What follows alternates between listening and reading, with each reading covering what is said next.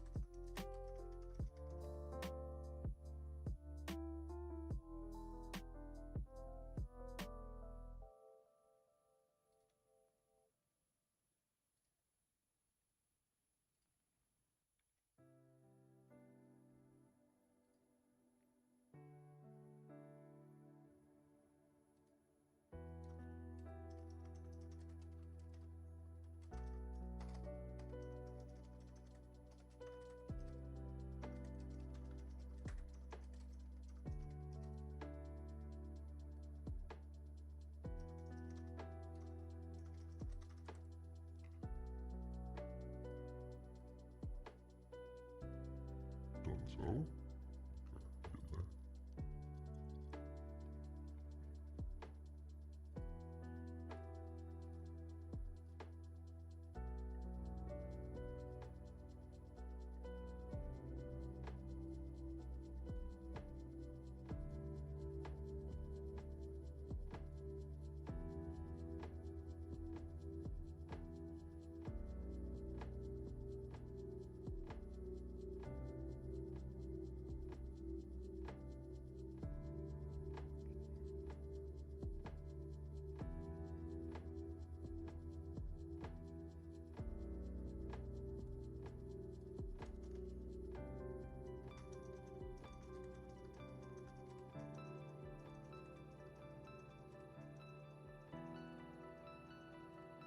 Knows fun live on Instagram, I have no clue.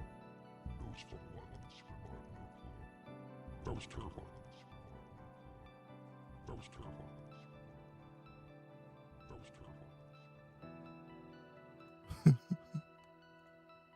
That's so scary. That's so scary. All right. All right. I have no clue if I'm live on Instagram. Hopefully I am. It probably looks like shit, but I can not see it. So we'll hope that that's just working out.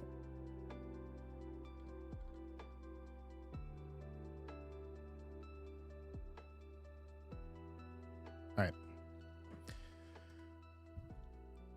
We are playing Magic the Gathering by myself. This is Commander by Yourself. Sad Commander by Yourself. This is the first stream I've done in a long time. On Twitch, YouTube, I try to stream. Whoa, what's up, Jill Gaming? How's it going? We are currently setting up to play some Commander by myself. I'm just getting live and everything like that right now. Trying to figure out basically, all right, the chat and everything like that. I think we're good to go. First up, we're going to go ahead and pick some commanders. This is kind of a test stream. I want to, in the future, figure out how I can do it via. I don't know if anybody's ever watched it, but I could do puppets. Why by yourself? I mean, not that I haven't been there myself. Why by myself? This is sort of like a test stream for an idea for upcoming streams. Basically, my content on Instagram, YouTube, Facebook, stuff like that is all me doing short form content with a bunch of puppets. And I'd like to figure out a way where I can kind of create live Commander gameplay with myself and the three puppets playing at the same time. You'll see here we can actually go to each player's battlefield. We have the main battlefield here, and then we actually can even show live kind of bigger cards so we can actually kind of go in depth on some of the cards here. So this is a test stream I just set up in the last 20-30 minutes here, and we're gonna just play a game of Commander by myself. I'm gonna do my best to commentate it. These are my decks. I know you can go to Moxfield and check them out yourself. But yeah, let's get into it. First thing I want to do is roll a D35 because we do have 35 decks. So let's go here. Playtester. This is a EDHLAB as well. I freaking love it as far as gameplay goes. We're not going to play online. We're going to play test right now. So like I said, 35 decks here. Let's go ahead and roll the D35 to see what we pull up. We got 7, 5, 6, 7. It's Donnie and Raph. Open a drone factory. Awesome. What else we got?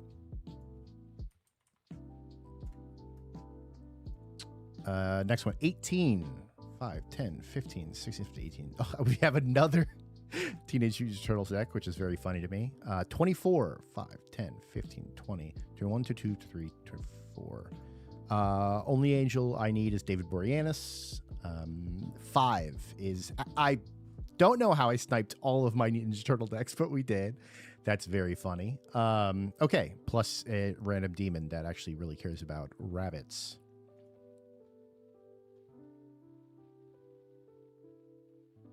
All right. We are up. First, man. Donnie and Raph Open a Drone Factory is a deck that wants to go late. It has a lot of engines it wants to build before it really starts humming. So it usually wants a little bit of ramp. The 4 lands is nice, but I also don't like that I have 2 3-drops and my commander wants to come out turn 3. So this, we're going to mulligan. Okay. Ooh, God, it was almost so good. It's got the rocks. It does not have the other land. It's so bad if I take this, right? I don't think I can literally take this. Is that bracket 4 or casual game? This is the most casual. I build very, very casual decks. These are all... I don't even have soul rings in my decks. Not a single soul ring in I think, 34 decks. So... these are very, very low to the ground bracket 2s. Or bracket 3s, probably. How do you know if you made the same choices if you don't? See, this is all kind of... I've been using EDHLAB to goldfish my decks against each other for the last, I want to say, 2 or 3 weeks now, and I've really liked it. It's fun, it's funny, and there is always the idea that I do have the knowledge of every deck. I think we're going to go down to 6. But if I'm on a player's turn, I'm doing the best to think about that player's way to win. Everybody's trying to win is kind of the way I do it. So this mulligan's a nightmare. We'll go down to 5. Okay, we'll just take it. 1, 2, 3, 4, 5. I like that. Oh no, we have to send 3 back. We're going to send... Care Keep and Island back. That makes the most sense to me. Oof, maybe not, because that Sulfur Falls is going to tap for anything. We'll send that instead of the island. Yeah, okay. Bottom, accept. All right, this deck is Leonardo. It's like the most basic Leonardo you've ever seen. The commander is an 8-drop, 5/5 double strike that gets cheaper to cast the more creatures you have on the battlefield. So it's White Weenie Voltron here. This is a decent hand. We have a 1-drop, a 2-drop that draws us into stuff. We have the lands. That's decent. Okay. This is Shilgangar. Usually a black-white Orzhov, like Angels Matters deck. I do not play it that way. I play Heir Apparents. So this hand is great. We've got the ramp, we've got the Heir Apparent, we've got some card draws, so we're gonna go with that. All right, what else we got here?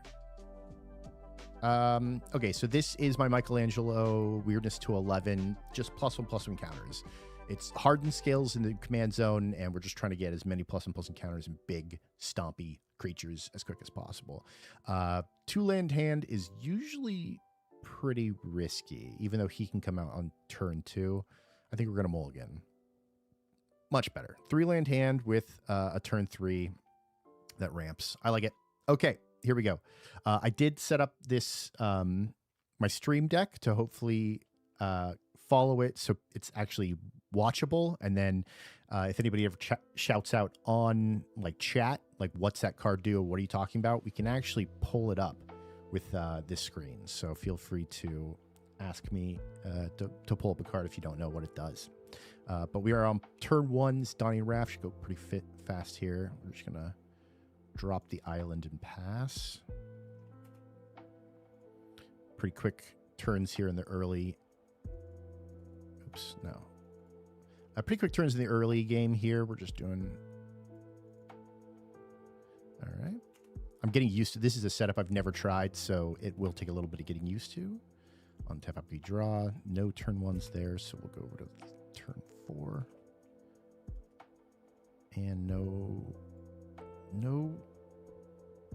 turn 1 plays here, so head up to turn 2.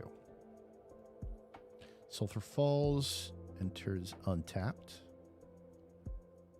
And I think we do have a turn 2 play here, which is freaking awesome.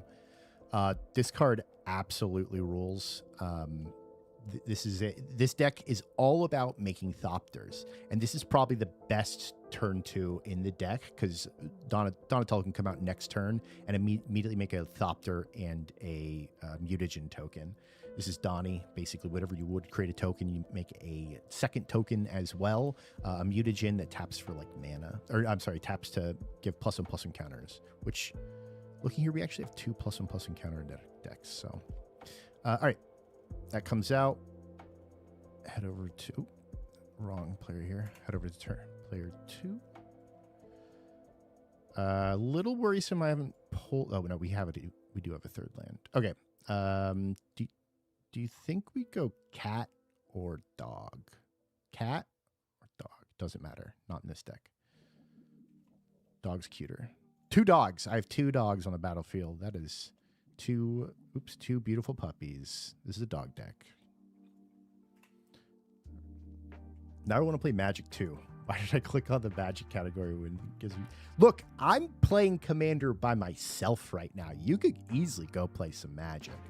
I'm controlling all this. This is sort of my first stream like this, and it's a test stream to hopefully in the future, if you've ever seen any of my short form content, I use like puppets in it, but I'd like to get like a puppet setup where I could actually play the puppets as I go around the board.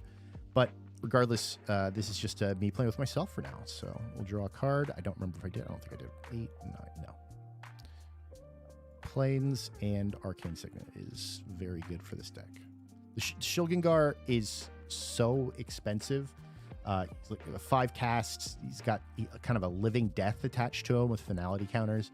Normally, you want to make blood tokens by playing a bunch of angels, but that's boring. So I went with rabbits.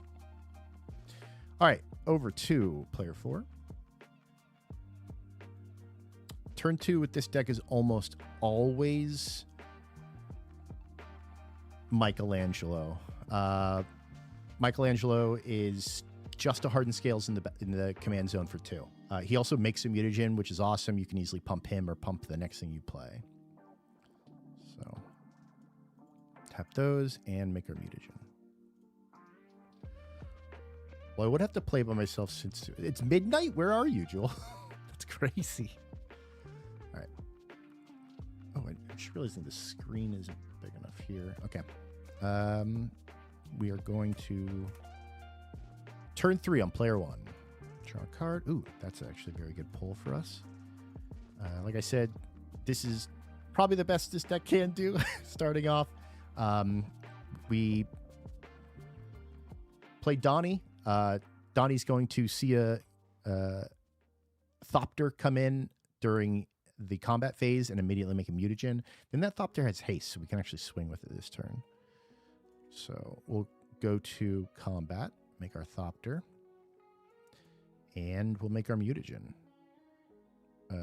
Mutagen is quite literally a pretty terrible token. You can give a +1/+1 counter by paying 1, but only as a sorcery, so you can't even use it as a combat trick. So, all right, we will not be doing anything other than probably getting a swing in.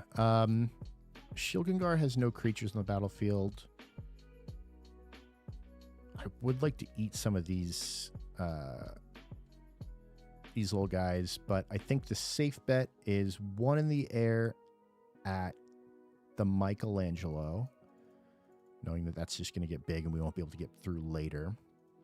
And we're going to go 2 on the ground at the Shilgengar. So minus 2 life there.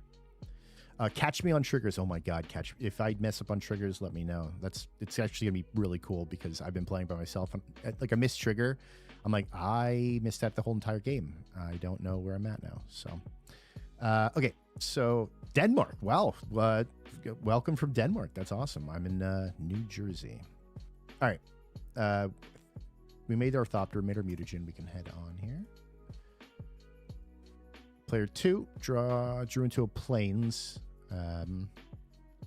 Selfless Spirit's probably the best bet here. This is just a 2-cast 2/1 flying with a little bit of protection on it, which we kind of already have with the Selfless Savior. Yeah, actually, I've convinced myself. We're doing we're gonna do our kitty cat, helpful hunter, and we're gonna throw out our skull clamp just in case our cats and dogs need to get eaten. Last turn. All right, draw for turn. Land, that's good. This land does rabbit stuff, which is why it's in the deck. All right. I kind of want Rumor Gatherer so we can start drawing cards next turn. Kambal's good too, though, because we already have other players making tokens, so I can start gaining traction there. Especially because the first token I think that's going to be created is the Thopter token. Yeah, let's start getting value off of the Donnie and Raft deck by playing Kambal. There we go. Cabal's on the battlefield.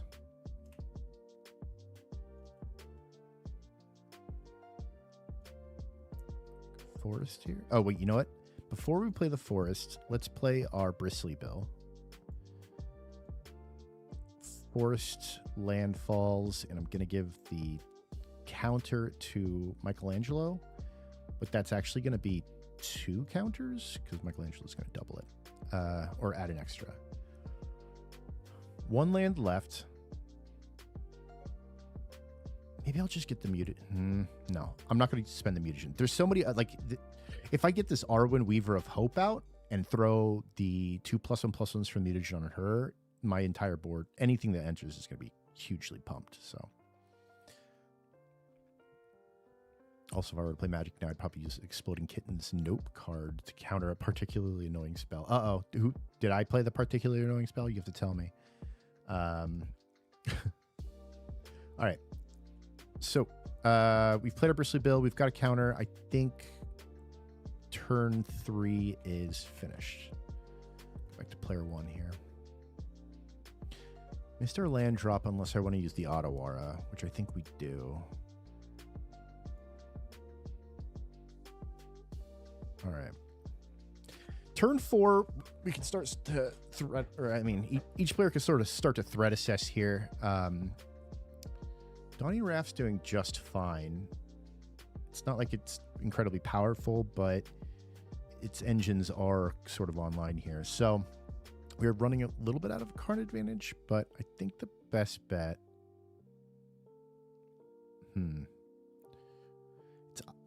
I don't know if I want to play the Breas for more Thopters, Pia for more Thopters, or the Steel Oversteers so I can start pumping the board. Only because this is going to have Summoning Sickness and I want to start using it. I'm going to get the Steel Overseer out.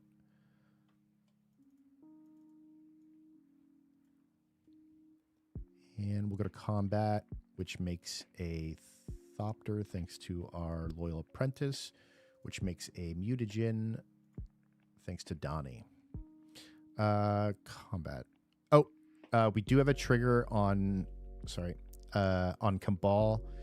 Kambal says, whenever one or more tokens enter the battlefield under your opponent's control, for each one of them, create a tapped treasure. So it's once each turn. So I think the Loyal Apprentice puts a token on the stack. Donnie sees it. Oh, it's a replacement effect. So Kambal will actually get the Thopter and the mutagen. Dang, that's actually kind of huge. The Donnie and Raph deck really has to watch out for this. All right. Kambal also reads, whenever one or more tokens enter the battlefield under your control, each opponent loses 1 life and you gain 1 life. So each player will lose 1. Oh, whenever 1 or more, right? Yeah. So each player is losing 1 and Shilgengar is gaining 1. It was a joke message. Oh. I was like, we're exploding kittens up in here? I love the card game Exploding Kittens for sure.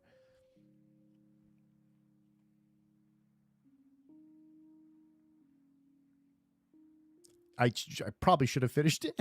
Sorry. All right, let's see. That's a huge turn from Donnie Raff. We'll head over to player 2. This is turn 4.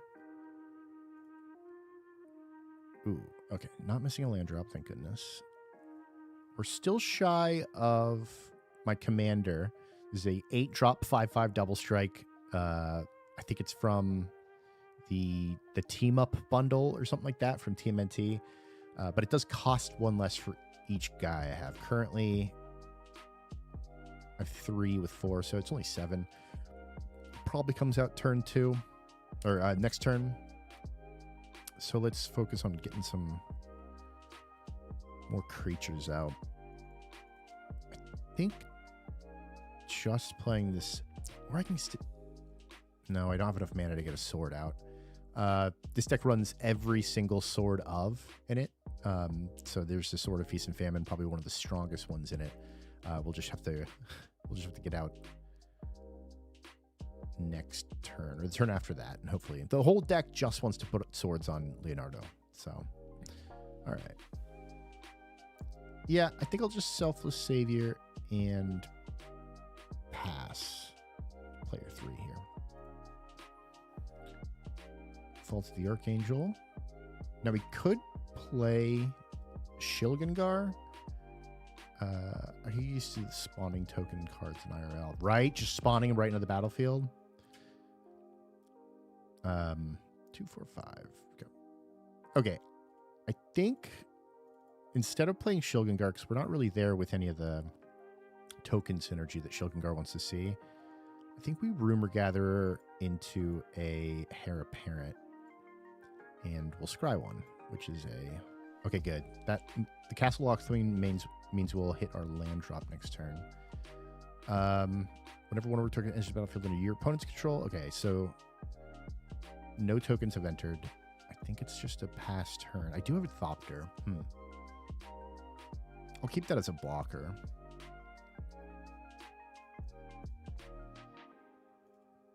All right. Pass turn to player 4. Ew, gross. We're missing our land drop. Okay, well, to keep us from... We can go for some card draw. To keep us from missing our mana curve, I want to tap 3 and cast this Rishkar. That's going to put a +1/+1 modified to 2 on each of my... I think I'm going to do it for Rishkar... 2, and I'm going to do it for Bristly. Then Rishkar also reads that whenever it enters this battlefield, it ETBs with 2 +1/+1 counters that I can put on 2 creatures, and then creatures have tap for a green if they have a counter on them, which is very good because I'm going to keep us on curve here. With 2 mana open, I think we save it. We have some protection spells in hand. That we can use to... a lot's happening. We're coming to turn 5. Maybe some board wipes are coming, so we'll keep the mana up just in case. Pass turn. All right. Draw. It's going to hurt, but I think we just keep our mana curve. Play the Mystic Peak, which is going to hurt us 3 damage. 5 mana. God, the Mirror Mind Crowned would be so good to get on that Loyal Apprentice. I think we're still 1 turn away from that, and we have to also hope to draw a land. So for now,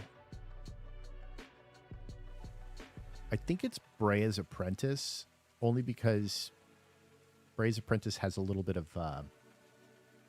card advantage on it, where I can exile top card of my library and get something out of there. So that'll be the also ETBs with a Thopter,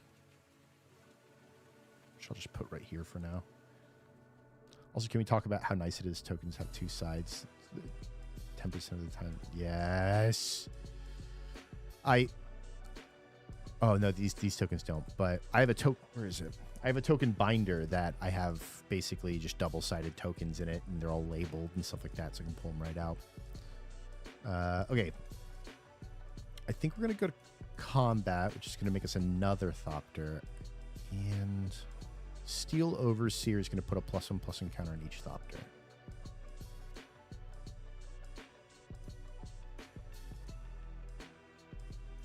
Not just each Thopter, each artifact creature, which we actually do have a pretty good amount of right now. That board is scary. If I get out Raphael next turn and swing with these Thopters in the air, it's, what is it, 16 damage? Nope, it'll be 6, 12, 18. It'll be 24 damage in the air if Raph comes out, which I think the other decks have to be aware of. We did make another token, which is another mutagen. Unfortunately, that also means the Cabal makes some more of its own tokens, and we take damage.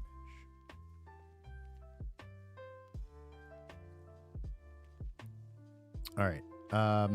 Everybody takes 1, and Cabal gains 1. Now that my things are a little bit bigger, I think it makes sense to swing a little bit of damage at the Shilgengar player because they're getting so much value off of us. Yeah, that'll be 4 damage. Do you think the Shilgengar blocks with... I don't think it's going to chump block. I think the Shilgengar player sees the writing on the wall that it needs these to block bigger things later. I think it's just going to take the 4. 1, 2, 3, 4. Magic with Myself, the Lost Billy Idol song. I would absolutely listen to that. Because Dancing with Myself is also just a fantastic song. I was almost going to start singing it, and then I realized I can't sing. All right. Going to player 2. This is turn 5. Board states are starting to get a little out of control. I think Leo just kind of has to stick on track here. Oh, God. Oh, no, we didn't draw for turn. Ooh, that changes things. We drew the Trouble in Pairs, which means we can actually get our card draw. We're missing a land drop this turn, which means we should probably drop the Trouble in Pairs to try to get on track. If we could also drop the Leonardo this turn, but without lands, we're not even going to be able to get the sword on him next turn. This is the Leonardo here. I think player 2 goes for the card advantage play, Trouble in Pairs. And then just pass his turn. I guess, here's something. We could start skull clamping my guys to try to get our engines, but I think it's more important because our commander is less or costs less with creatures, so we just keep them in play. What do you guys think? Love your content, bro. Keep it up. The puppet work is amazing. That's what we're trying to. This test stream right here is basically seeing the viability of doing a stream like this, where each each player I'm currently playing is actually going to be a different puppet, different cameras, different setup. So that's, thank you so much. Hopefully some fun stuff coming down the pipe. All right. I think the Trouble in Paris is the better play. Basically, that's just anytime anybody does something on their turn, I'm going to draw a card. When they attack me with 2 or more creatures, when they draw 2 or more cards, when they cast their second spell, it's all card draw. So I think that's the best play here. All right, I'm going to pass turn to player 3. We've been curving out very well here. So the whole point of this deck is to get a bunch of little rabbits out, little token creators, and then we sack them all to Shilgengar and then bring them back with finality tokens. But if I have like 5 or 6 Heir Apparents in my graveyard when I do the kind of the living death, then I'm able to get like so many little rabbits and then use aristocrat effects to sack them back to the Shilgengar and then deal crazy amounts of damage. So it's going well so far. We just have to stick to our guns, get some more Heir Apparents out there. So that's the plan. Heir Apparent, of course, says whenever it enters, it makes a number of 1/1 white rabbit tokens equal to the amount of other Heir Apparents I have. So that'll just be 1 rabbit for now.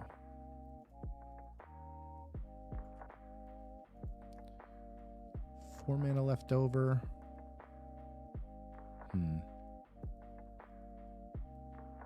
Oh, we did make a token. Kambal's going to trigger. Everybody's going to lose 1 and I'll gain 1.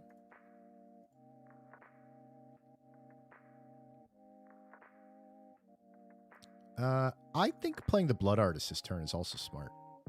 I don't have the sack outlet, but if a board wipe does come, I'll actually get quite a bit of value out of that. So, no reason to hold up the 2. I think I'm gonna pump. I'm already getting a bit of heat from the token players, so I think I'm gonna use the 2 mutagens that they gave me to pump these 2 Thopters. Oh wait, I think there's a better way to do that. Yeah. All right, pass it over to player 4. Land. Oh, okay. That's 2 land drops. Green's missed, which is funny. But with the Bristly Bill missing 2, that definitely puts us behind. We do have access to 6 mana because I have 3 creatures with counters in Rishkar. Things are getting scary, and the green deck is behind. But with no access to board wipes, I think it's just push on here. All right. I think the smart play is just Arwen, Weaver of Hope. This is a good one because it reads whenever another creature enters the battlefield, it gets +1/+1 counters equal to Arwen's butt, which is currently 1, but we should be able to pump it in this deck. All right, we will tap 1 for Michelangelo to eat the mutagen and pump Arwen up by 2. And then there's a play here where we can level up. Oh, 10 or greater, maybe not. I could hold up the heroic intervention, but I really want to get this Bird of Paradise out. Oh, you know what? If I only have 2 mana left, but if I play the Birds of Paradise, it'll get huge, so I'll have a nice blocker. But if something happens, I still can protect with the Save by the Shell because I control a turtle. So that'll be the plan. I'll tap the Bristly Bill for the Birds of Paradise, It'll ETB and get 3 +1/+1 counters from Arwen, plus an extra 1 from Michelangelo. And now it's a big bird. All right. We are heading to turn 6 here. Boards are getting crazy. Something's got to give here. Weirdly, I mean, I run a very decent amount of interaction in my decks, and these are just not showing it right now. I will say that Donnie and Raph and the Leo deck don't run a crazy amount of interaction, and the green is green, so the TMNT decks are meant to just go fast and build their engines. Your content makes you smile every day. Whoa, thank you so much. That's awesome. Heck yeah, dude. Welcome in. We are currently playing with ourselves, playing with EDHLAB right now. These are 4 of my decks that we rolled some dice to figure out which ones are going to play each other. Just goldfishing them. I've been having a lot of fun doing this, kind of just playing my decks against each other and getting an idea which ones are falling behind and yada yada. But mainly, I want to do this for puppet games. I want to be able to, skip to the next player's turn, have it be a different puppet, have him being on a different camera or same camera. So this is sort of just a test stream kind of getting there. I'm going to cast Fireball. You're going to see it. I mean, there is not one. Okay, you know what? We do have a little red. We can cast Fireball. I'm going to cast Fireball right in your face. My husband and I met you in Vegas, VegasCon 2025. I've been enjoying your content for some time after that, before I made connections. Thank you so much. It means everything. I wish I could tell you. I met so many people recently. Vegas 2025. Let's see. Was it outside of a Starbucks? I feel like I remember meeting somebody there.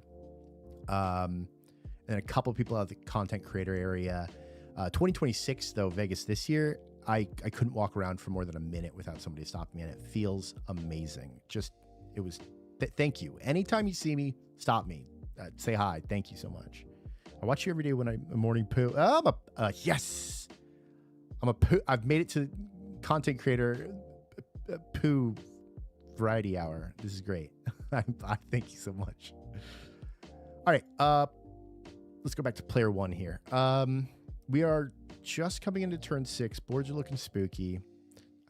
Did I draw this turn? I forget. Crap. I don't think so. No, I must have. I think I would have remembered live. No, I definitely haven't drawn this turn.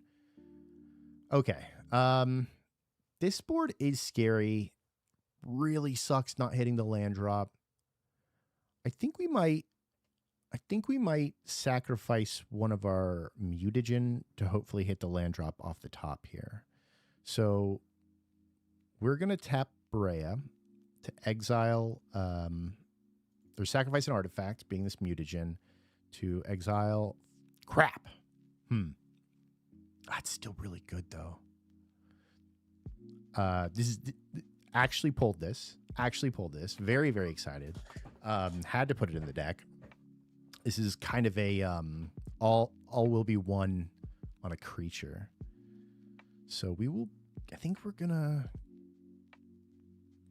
Do we cast Casey Jones? I don't think so. I think we stay mana positive. I think Casey Jones is gonna stay in exile. I think we play an Ornithopter of Paradise and a Pianillard, sort of set up for an explosive turn next turn. The Pianillard will enter. I will make a Thopter, and I will make another mutagen, which unfortunately means the Cabal player will also make a Thopter and mutagen. That's down. This guy down here. Nope, that's 3. There we go. Thopter and mutagen. It made 2. This is off the Cabal here. It made 2, so everybody will lose 1, and I'll gain 1. Or Shogungar will gain 1. Go back to player 1 here. Go to combat. The Loyal Apprentice will make another 1/1 and a mutagen. I love how animated you are in your videos and shorts. Thank you. It's incredibly important to me that when it comes to content, regardless how embarrassed and cringy I could appear in those and have to live with myself after, that it at least be entertaining in some form or another. I kind of have to explode when I'm on the camera. If not, I feel like it just starts to fall in the pocket of every other kind of channel. So that's why I do that. Are you playing against yourself 4 times? I am playing against myself 4 times. This is this is EDHLAB. You can play with other people online, of course, and I do plan on down the line doing that. It's not that I don't like that, but these are I just set up all of the ability to kind of skip around and show off different cards and stuff like that with my stream deck, in the hopes that I can figure out a way. I don't know if you've ever seen my short form content, but I use puppets and they all have characters and stuff like that. I would love to figure out a way to live stream me playing against my puppets.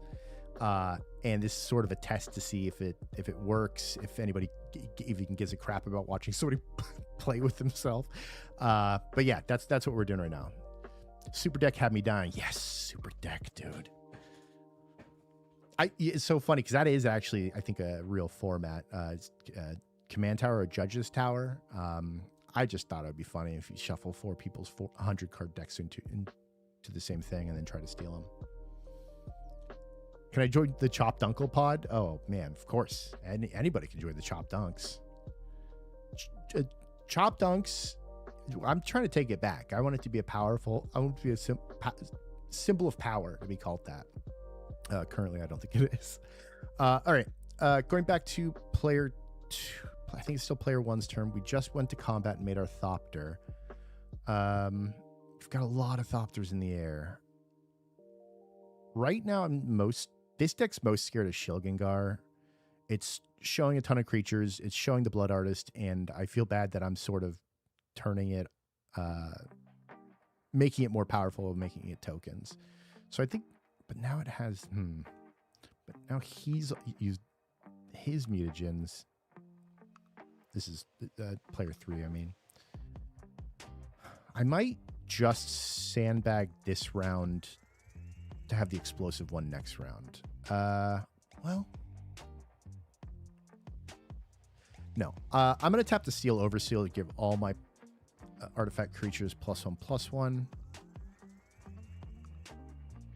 This deck's actually kind of getting out of control. All right. Including the Ornithopter of Paradise. That's funny.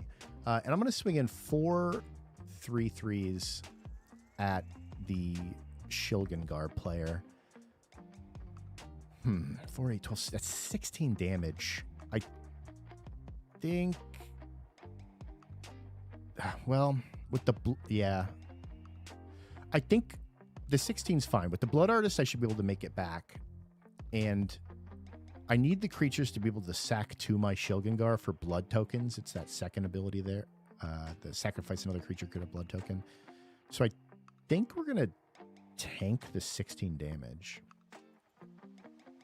4, 5, 6, 7, 8, 9, 10, 11, 12, 13, 14, 15, 16. Ooh. But that's very, very, very scary. Player 1. If you look at these board states, by the way, we're almost in need of a board wipe at this point, but none of these decks have pulled any of their interactions. So honestly, watching you play your puppet characters would really be cool and probably pretty fun, right? And I mean, what an absolute I think it would be such a crazy learning experience to try to improv 3 other characters and myself while also navigating the stream deck and playing the game. I don't know if it would be too much work, but it sounds like something to be absolutely wacky to do. So, all right, back to player 1 here. Combat's gone through. I think it's just a pass after that. All right. Player 2, turn 6 here. The Monumental Henge. Thank God for that card draw. Or the land drop. Oh, you know what I didn't do? I'm going to have to, this is a little retroactive. We forgot to completely do the Trouble in Pairs. So let's think here. Player 3 on their turn cast a Heir Apparent and a Blood Artist. That'd have been 2 spells, so that's 1 card for the Trouble in Pairs. Player 4 on their turn cast the Arwen and the Birds. That's an extra card. And player 1 on their turn cast the Ornithopter and the Pianolar. So that's 3. Hey, that's 3 cards. The Trouble in Pairs is doing work. All right. And we did hit our land drop, which was the Monumental Henge.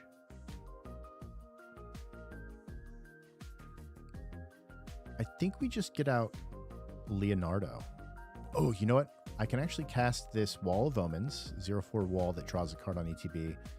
And that should be 5 creatures, 5, 6, 7, 8. We'll cast our 5/5 Double Struck Leonardo.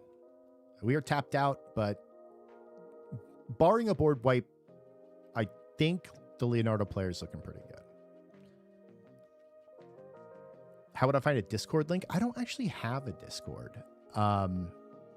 Yeah, like I'm in a bunch of my friends' Discords, and I have a personal one that I only use for like games with my friends and my wife and stuff. But it's something I've thought about doing, but I don't know if we're there yet. Right now, like mainly this is my first time kind of being on camera and myself, as opposed to just short form content across like, you know, Instagram, TikTok and stuff. So definitely down the line. I think if enough people want to. I'm back board wipe. You're not wrong, Kay. We need, I think, well, there's everybody's really, all 4 decks have really paced the board pretty nicely. It would have to be like a one-sided board wipe that a deck wants to play. Other than that, I don't know if anybody would want to play it. Well, player 1's getting so scary with everything they have. It might make sense just to play a board wipe just to stop them. But we'll see. We're on player 2's turn 6 here. We just played Leonardo. I don't think there's anything we can do except for hope that we can untap with Leonardo on my turn. Let's go to player 3 here. Oh, top decking the Living Death. Man, we don't have enough mana to get Shilgengar out and Living Death, though. All right. I think we have to set up sort of a ripcord here. I think we play the Shilgengar because we can sacrifice creatures at instant speed. So if anything goes wrong or somebody comes at us too hard, we can sort of hold up a political piece of like, do that and you're going to take Blood Artist triggers for days. It also is a good way to make sure I have life gain on board. So 2, 3, 4, 5. We'll cast Shilgengar. It's also just a big flyer. All right. Rumor Gatherer will scry. Grim Horsebacks. Ooh, that's a good card. Oh, that's really good. That's going to stay on top. It draws cards when creatures die, and now we have a sack engine and a bunch of creatures, so we'll pass turn here.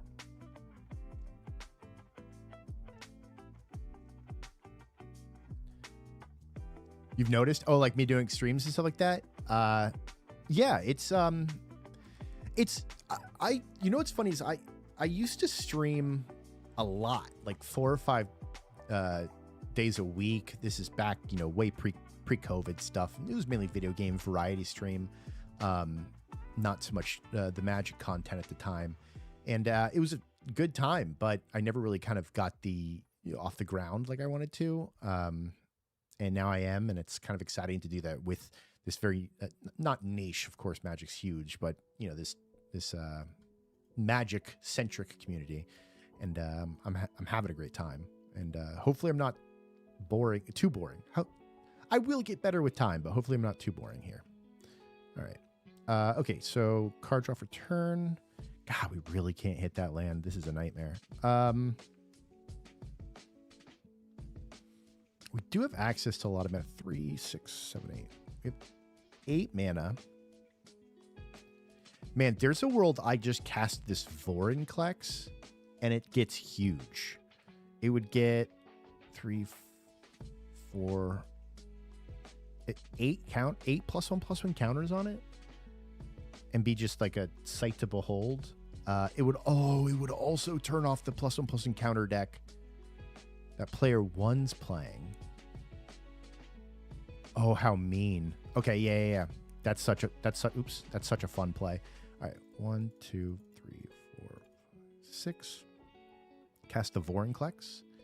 It'll get 3 +1/+1 counters from Arwen plus an additional from Michelangelo times 2, 8 +1/+1 counters. Making it a 14/14 haste trample. But the most important thing about this right now is that opponents' counters are halved, which will hopefully turn off the Thopter deck a little bit. How to swing with it or not. I kind of like the idea of swinging with it. It's so big. It would take so much to take down. All right. I think it is going to swing. I think we'll go to combat. Shuffle off with myself. Exactly. I love it. That's what I should have called it. Playing with myself was maybe a little too on the nose in not a good way. All right. I'm player 4 is swinging 14/14 trample. Oh, we don't even have a lot of blockers. Oh God, what a nightmare.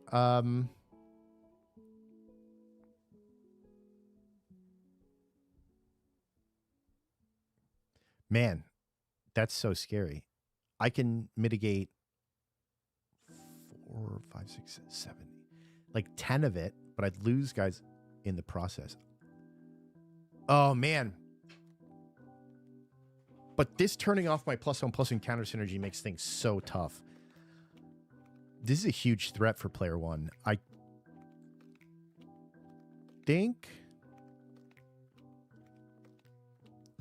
think player 1's going to take it. I would in this scenario. Because I think I'm going to go for a big fatty swing. Oh, man. Can I kill it? 14. 2, 4, 5, 6, 7, 8, 9, 10, 11. I couldn't even, if I blocked with everything, kill the Vorinclex. All right. I think player 1's taking 14 damage. 1, 2, 3, 4, 5, 6, 7, 8, 9, 10, 11, 12, 13, 14. Because the Vorinclex is trample. No, it's awesome. Almost like watching Thorolf from Card Market do wild things, playing a 4-player person pod solo. I don't know who Thorolf is, but he sounds very cool if you think he would do something like this. For me, this is what I'd be doing normally, just maybe talking a little bit less.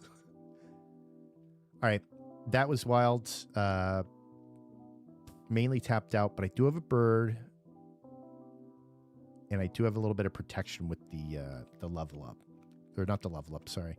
The Saved by the Shell, because we do have a turtle. So with that, we'll pass. We'll go to turn 7. This is where I say the magic should happen. Games should get to turn 7, and then things should do crazy stuff, which I think we're going to see right now. We drew an access denied, which is not the land that we wanted, but whenever you draw a card, put a +1 counter. Useless with Vorinclex on the battlefield. We could put this Mirror Mine crowned on something. Crown? What do I say? Crowned? For 6, which we have, we could put the Mirror Mine crowned on something and make some crazy stuff happen.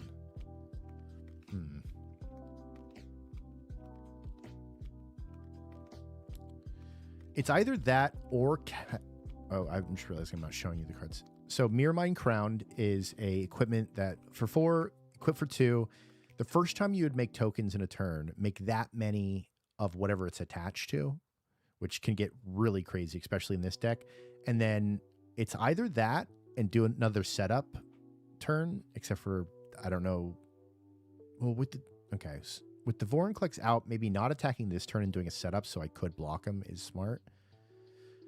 The other idea is doing Raphael and it's going to do double all damage that creatures with counters on them have, which currently right now are 8 Thopters all in the air, which range from 1 to 3. God, how much damage is that?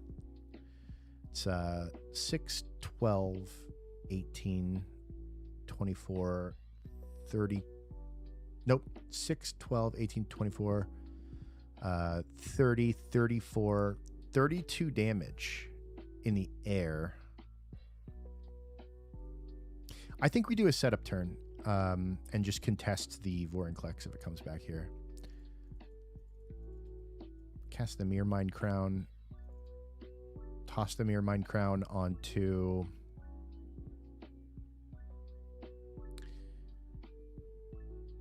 Putting on the Still Overseer is cool, but with the Vorinclex on the board and me having no way of getting rid of it... Man, you know what might be even... So I could do like...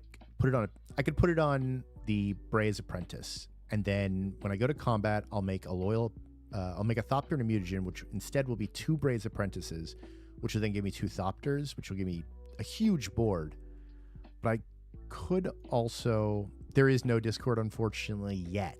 Like I said, I'm just getting into the streaming and sort of like doing this kind of stuff. I think once this starts picking up and you know, there's a lot more interest in maybe creating a community, then I'm definitely thinking about opening a Discord. Oops. I think I'm going to hold up this access denied. I think passing turn and holding up the access denied, if somebody casts a big fatty spell, we're looking at a crap ton of Thopters. Man, but what are the Thopters for? Okay, we're doing a setup turn. For 5, I'll cast Mirror Mind Crown, and... Oh, no, for 4. And then for 2, I'm going to equip that to the Brea's Apprentice. I'm going to go to combat and make a Thopter token.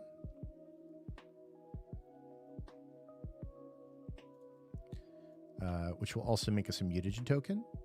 I'm also going to tap this Brea's Apprentice. Oh, sorry. It's not going to make me a Thopter token and a Mutagen token. It's going to make me 2 Brea's Apprentices. That was the whole point. Jesus. Okay. 2 Brea's Apprentices will enter, making 2 Thopters and 2 Mutagens. This board is stupid.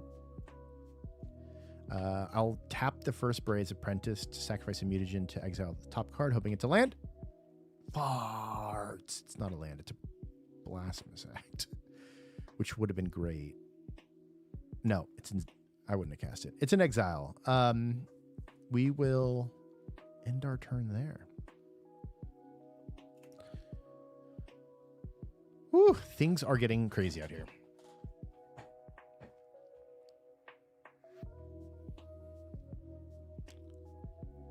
All right. Draw for turn to planes. Oh, hold on. Cast 2 spells. You did Vorinclex, cast 2 spell. Cast 1 spell. Okay. We got the planes. Okay. This is usually where we want to put just a crap ton of swords on the Leo. I'm a little bit behind. I feel like anybody I pick on right now is going to pick on me in a very harsh way.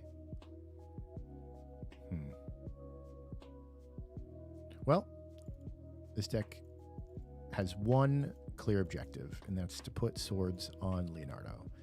I'll cast the Sword of Feast and Famine, equipping that to Leonardo. Going to combat. It has to deal combat damage. It's black and green. Well, that makes one person very easy to attack. Leonardo going to combat will attack the the Michelangelo player who has 0 blocks. And as previously stated, Leonardo is 5/5 double strike, now with +2/+2. So that'll be 14 commander damage to player 4. We also have our first commander damage.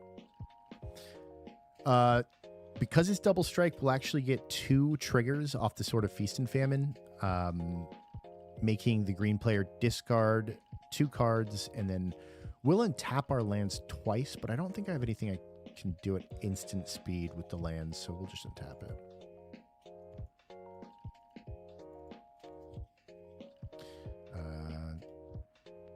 Player discard. Crap. I think it's the level up. That's usually wants to be used early game. And we'll keep the protection, so we don't need the Delighted Halfling for now. All right. Lands untapped. made a huge enemy. Don't have a ton of ways to protect myself if the combat comes my way. We have some protection. Do you think I monumental henge? No. We're going to throw up an Ornithopter Paradise and call it toying. All right. Oops, drew two there. This should be a pretty spicy turn for Shilgangar. Unfortunately, I don't think it can get the damage it wants to on everybody. Oh, Blood Artist is target player. Oh, we have a couple triggers we missed. The Kumbal trigger on the Thopter and the Mutagen. Oh, no. The first creatures it made... Okay, hold on. The first tokens that the Donatello and Raphael player made were 2 copies of Brea, which are 2 copies of Thopter. That changes a lot of math.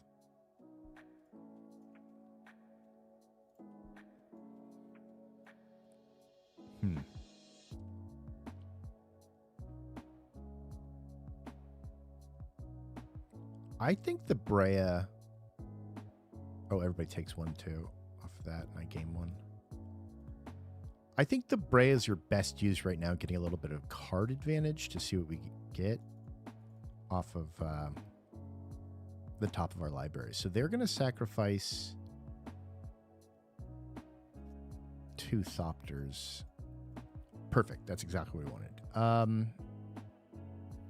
Plains for turn. Heir Apparent, which is our second, meaning we make 2 rabbits. Oh my god. Okay, things are getting actually kind of crazy. All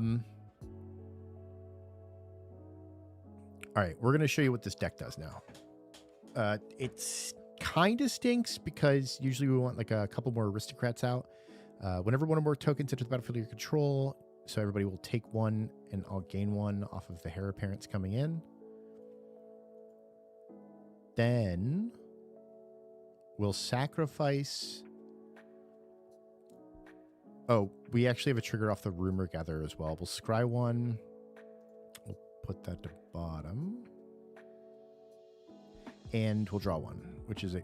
Oh! I don't have enough mana. We just got a Lenge of the Dusk Rose, which is insane in this deck, but we don't have enough mana to do her and Shilgangar. Dang. That'd have been really good. Okay. Things are really going to get nasty. We did sacrifice 2 creatures off the Brea, which triggers the Blood Artist. We'll do... Who's Shilgangar's biggest problem right now? Currently... Here, let's take a look at the board. Currently... Oh, man, it's so scary. Because we've got Leonardo's Voltroning up top, which could be like a one-shot kill if you get it big enough. And it does have protection from black, which is half of Shilgangar's colors. We do have a Thopter, which might give, unless it gets trample, might just be like the easiest chump of all time.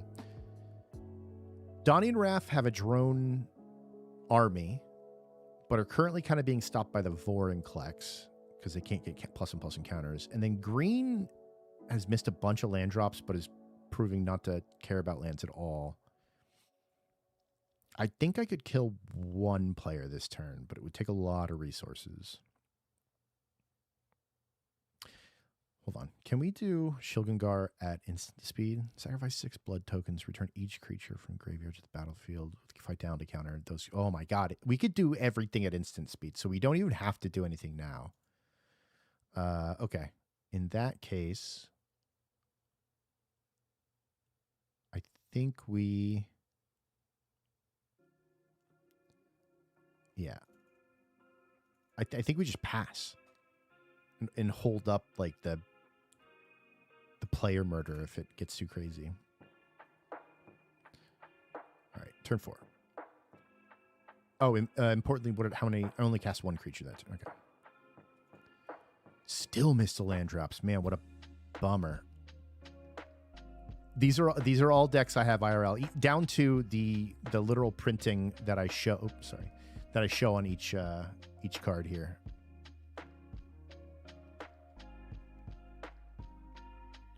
All right, man, this green deck is getting hosed on land, but it really doesn't matter. It has protection. It has a little bit of removal.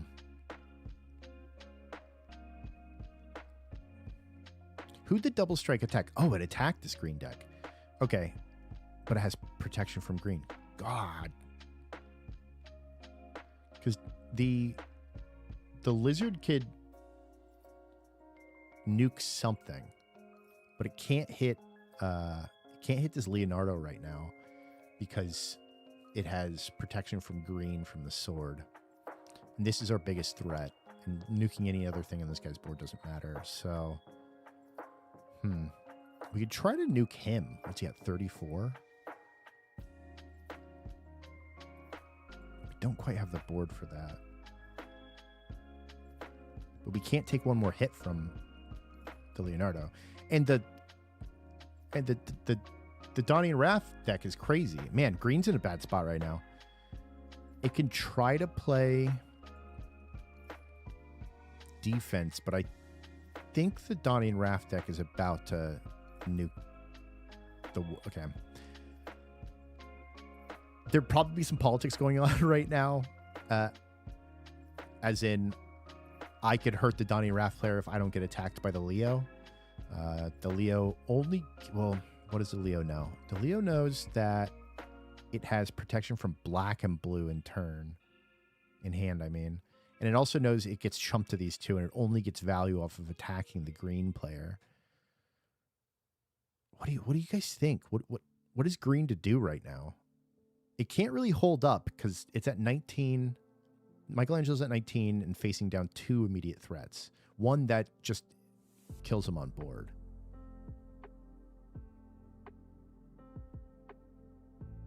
There's nobody getting any card advantage.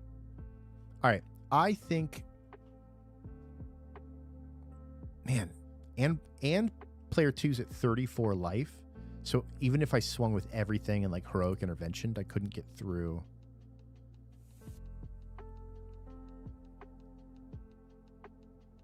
This might just be like not a king making, but who hurt me more because I'm about to hurt you because I'm about to die scenario. I think green knows that it's dead on board to the white player, and they're also in the lead. All right. I think this is how it goes. I think it's going to go to combat.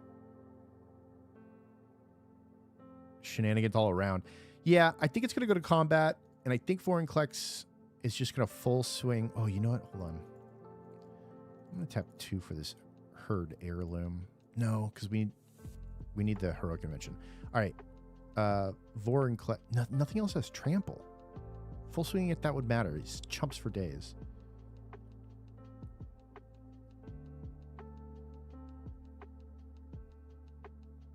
Sorry, I'm stuck in the tank here. I almost think the Vorinclex just swings at the Thopters. The Thopters are in such a good place to win this, though. All right, I think Vorinclex is going to take a piece out of the Leonardo character for just for the insolence of being attacked for 14 commander damage, unblockable protection from green. That's 14 damage being swung at player 2 here. And it's trample.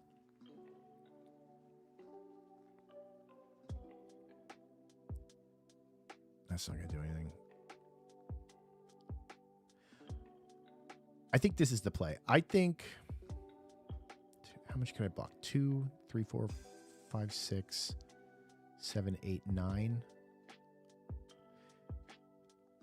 Yeah. If it goes to Donnie and Raph's turn, almost inevitably they're going to play Raphael and swing like lethal at almost anybody in the air. So I think, yo, buddy, I just follow you and I'm also a fellow streamer. Let's support each other Maybe.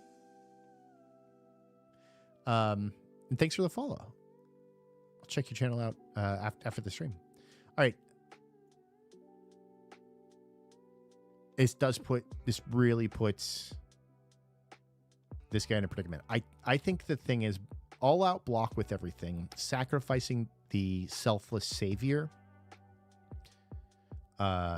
making all my things indestructible. So I'll still have my creatures, I'll still have blockers, and I'll have blocked the worst parts of this.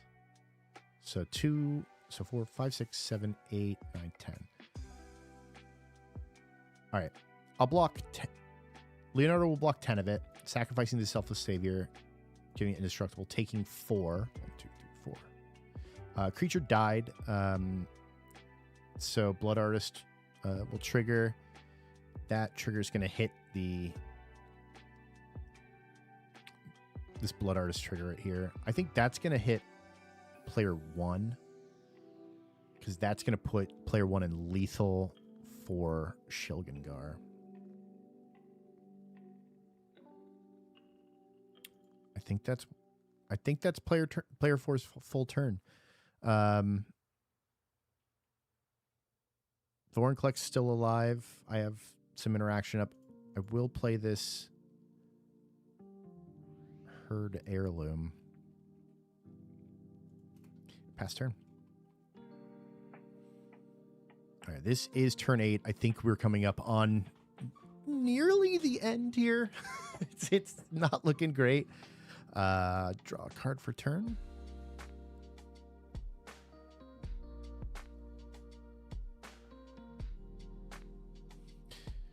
I think we have to focus on trying to take somebody out. Right now, the Vorinclex player is a problem for this player because it's a +1/+ in synergies deck and I can't do any with the Vorinclex.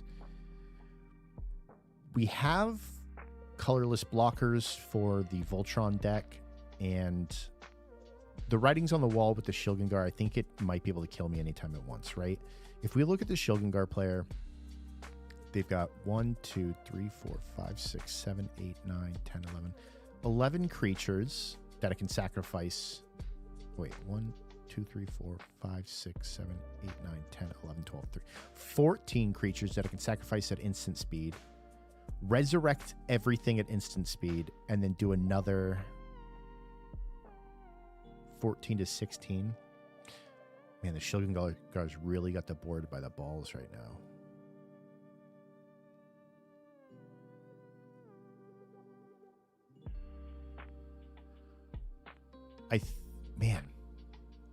I think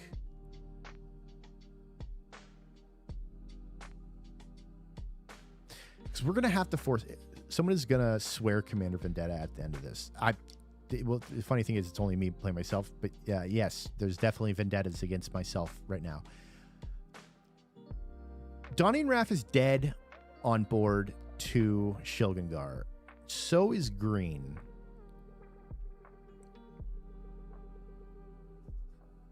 White still has so player 2 still has a chance because I don't think there's 30 damage on board from the Shilgengar.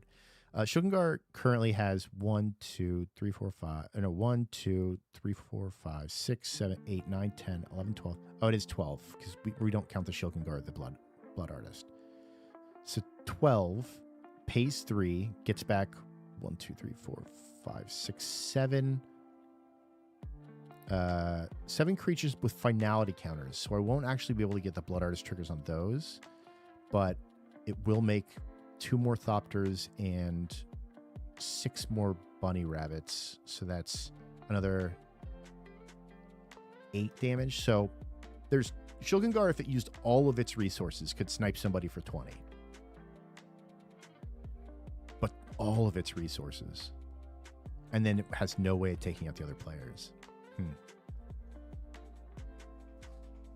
It's not in player 1's best interest to kill another player because that just puts more sights on Shilgengar. So I think, oh my God, is it a team up? It's a team up. I think the board has to agree to kill Shilgengar and then continue. All right. Dawning Wrath is going to cast Raphael. Oh, player 1. Raphael is on the board. Whenever a creature would deal damage to a player, or would deal damage, if it had a +1/+1 counter on it, double all damage. I think this is going to... What we want to do is hurt the Shilgengar but not kill him. So basically, anybody can like put him in his sights. Oh, hold on. Go to combat. Oh, God damn it. Go to combat, make a Thopter off of the Loyal Apprentice, which makes a mutagen, which then... Oh, no. Nope. We make Loyal Apprentices because of the Mirror Mind Mask. So 2 more Loyal Apprentices, which means 2 more Loyal Apprentices for Kumbal. This Kumbal, there is so much, well, not so much in these decks, but like the white deck and the white-black deck should have so much interaction that they do not. All right, 2 more Breas. Apprentices come on the battlefield, which means 2 more Thopters come on the battlefield, which means everybody takes 2, and Kumbal gains 2. Oof. Okay. But I think we stick to our guns. I think we just gotta try to kill the Shilgengar player here. That looks about right. How much damage is that? 6, 12, 18, 24, 28, 32, 34 damage. Swinging 34 damage at the Shilgengar actually means he has to kill us. Maybe we pull back. AI viewers streamboo.com. Go away. This is why we need moderators, dude. That's the hardest part, is doing all this and moderating. How do I...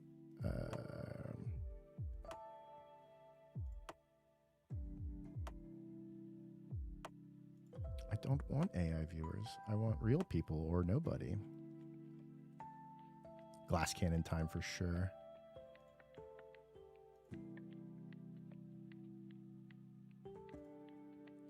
Well, we'll have to moderate another time because apparently I'm not logged into my moderation link here, so go away. Oh well. All right. I think we have to pull back. We can't threaten with lethal, or they're just going to kill us. I think they just got us dead to right. Okay. We're going to hold back a little bit. 3, 6, 9. So 6, 12, 18, 19, 20. I'll threaten with 20 damage.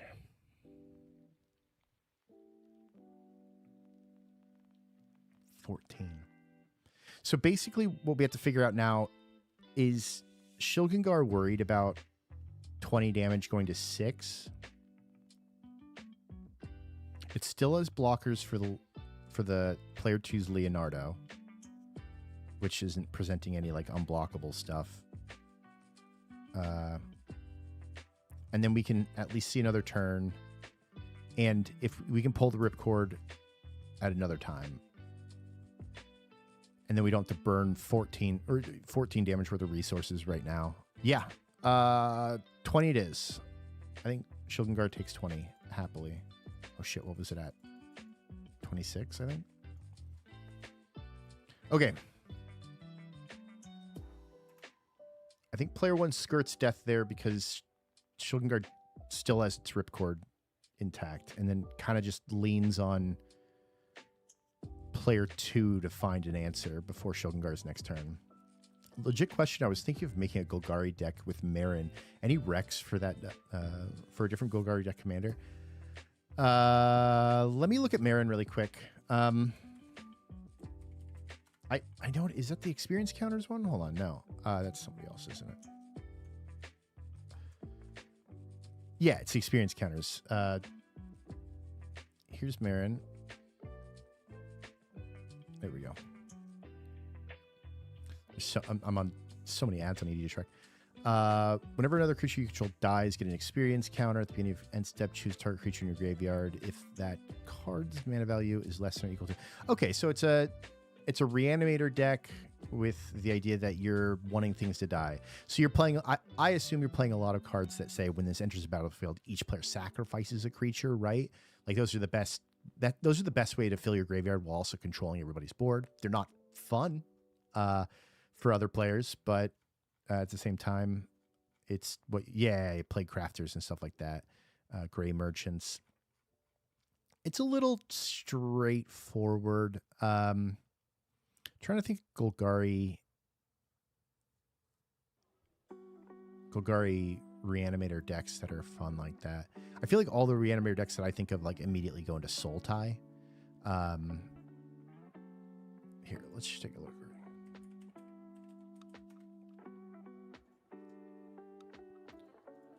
All right. Oops, let's do this. What was the one? Isn't there a really cool Golgari deck I've seen recently? Oh, what was that? Jumpstart Golgari.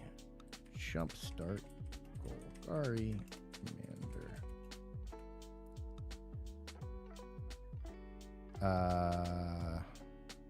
Yeah, this one.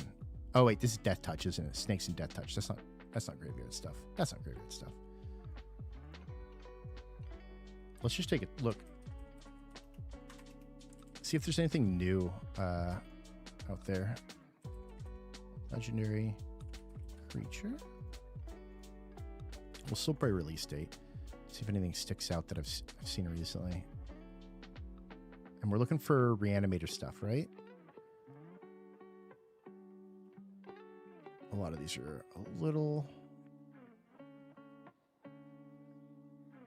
Oh, I do really like Venom. It's not so much reanimator, but it does do graveyard play. So pay 3, exile target creature from your graveyard. When you do, put X plus counter as a symbiote where X is toughness. So you can kind of turn it into a Voltron deck using the creatures in your graveyard. So you're still using a lot of the stuff that wants to go directly to the graveyard, but then you feed that to Venom. That's a cool idea. What else? There's your Marin. Old Stick Fingers is always fun. Toughness and power and toughness is equal to the number of creatures in your graveyard. So it's also another like fill up your graveyard. But the cool thing about this is you actually put a bunch of stuff in there just off the cast. Yigra is cringe. Myco Tyrant's another one that's fun to play with stuff in your graveyard.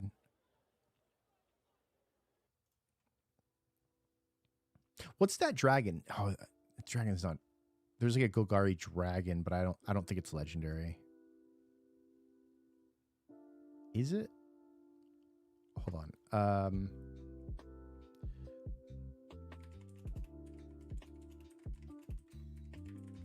Let's see if this pulls up my deck. It didn't. Dang it. Trying to think of the one in my green, black, blue deck. Yeah, there's a couple ideas. Again, not really reanimator strategy, but play with your graveyard strategy. I feel like reanimator strategies tend to be soul tie based. Love your content, good sir. Thank you so much, Alex. That means literally everything. I still think the Vorols, God, these names, huh? Vorols is an underrated commander. It's so much fun. Vorols. Let's see what that is. Vorols.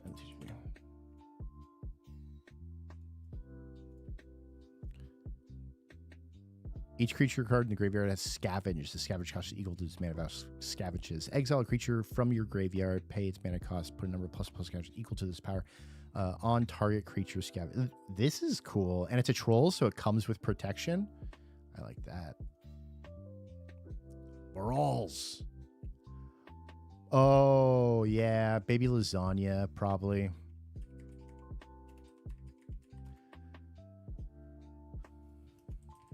Probably didn't spell that right. Babalai Saga, Golgari, tap, sacrifice up to 3 permanents, 3 or more types. It's not really graveyard synergy, but man, does this thing get you so much value. Because the things you're sacking can have the same, have different types on them. So you load up the types in each card, and then draw a crap ton of cards. All right. Oh, we're on turn 8 with this game here. We need to get back into it. Currently, it is player 2 who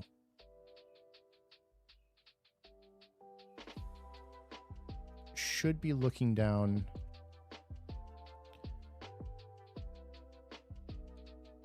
Everybody's currently teamed up on the Shilgengar because the Shilgengar is showing lethal for at least one player. God knows what's going to happen next turn. So player 2's got to figure out a way to kill Shilgengar without immediately getting trampled by the other 2, which I think is going to come down to a political deal. But the Leonardo player can't get through with this. I have no way to make it unblockable right now. Oh, we didn't draw a card for this turn. We had this sort of once in future already. Well, War Room doesn't really... Unless... No, the Plains was last turn.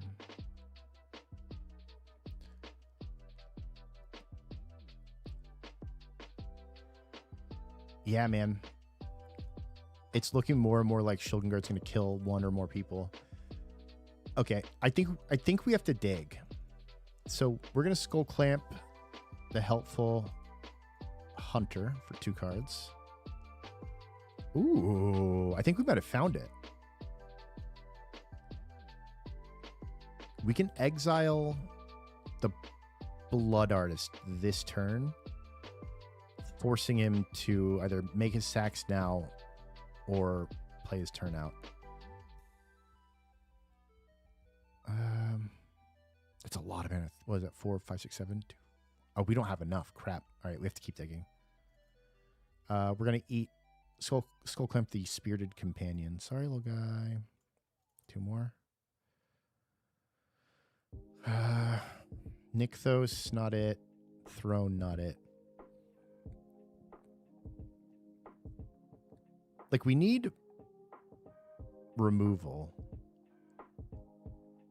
Oh, wait, hold on. 1, 2, 3, 4, 5, 6. We did have enough, but I don't think it's enough to stop him. I'm going to dig again. Oh, do we dig with Monumental Hinge? Look, 5 cards and reveal historic. No. We're just going to eat the Savior. Come on. An Endless Foot Assault or Sword of War and Peace. Damn it. Yeah, these Thopters are stopping all the sword protection that usually gets through. Sorry, not sorry. Wait. Equipped creature can't be blocked. Oh, we had evasion. Okay. It's a little bit of cheating, but we're actually not skull clamping anything. 2, 3, 4, 5. I didn't realize we had the Silver Shroud costume, which gives it evasion, which might be, if we have resources, might be enough to... Can we get lethal, though? He's currently 5, 6, 7. Don't. He's a 7/7. Can we get another sword on him? That's 5. 1, 2, 3, 4, 5. Yes. Silver Shrouds for 2. And enters attached to something. Gives it Shroud. Okay, so it'll have to be the last one. Is that enough? See, 5, 6, 7, 8, 9. No! It's not enough! Oh, wait! He's at 6. Because the Donnie and Raph swung and he thinks he can out-heal. Can he out-heal? We have to go for it, right? All right. I'm going to tap 5 to cast the Sword of Once and Future and attach it to Leonardo. He's now a 9/9. I can pay 1 to give him a skull clamp, making him a 10/10, and pay 2 to cast Silver Shroud Costume, giving him Shroud and Unblockable. So he's a 10/10 Shroud Unblockable. That's 20 damage that he's going to get in there. Is there any responses from Shilgengar here? I don't have any removal on hand. No. I can exile. It might be worth exiling for Brea right now to see if I can find removal. Yeah, I think that makes the most sense. Tap 1 for Brea, sacrificing a Thopter. Everybody takes 1. The Shilgengar gains 1, and that's going to exile top card. Sword Splashers. Nope, Bajuka Bog. This Brea is going to tap, sacrificing another Thopter. Everybody's going to take 1.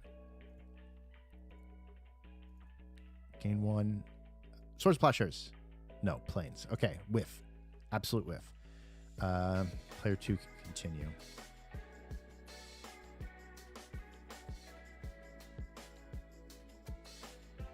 All right. I think this is it. I'll go to combat. Swing 5, 6, 7, 8, 9, 10. 10 double strike unblockable at the Shilgengar player. Ooh. That's going to be 20 damage.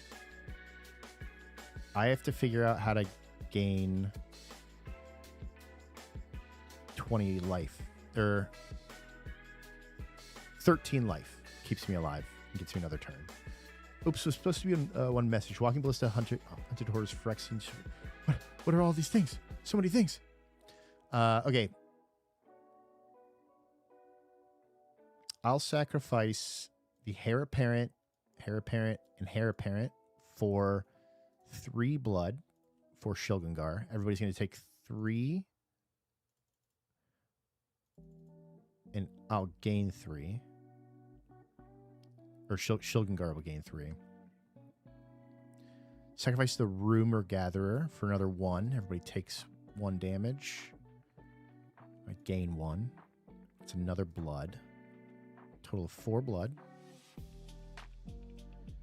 And then sacrifice 3 of these rabbit tokens.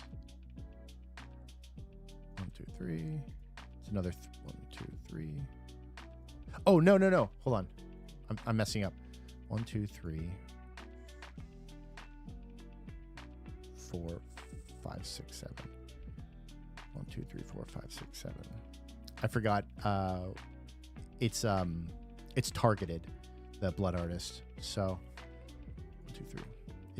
I think it's all going to target at the Leonardo player, right?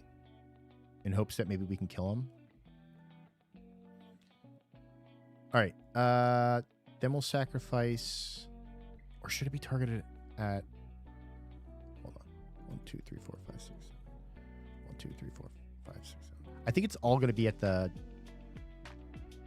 Donatello player. That makes the most sense.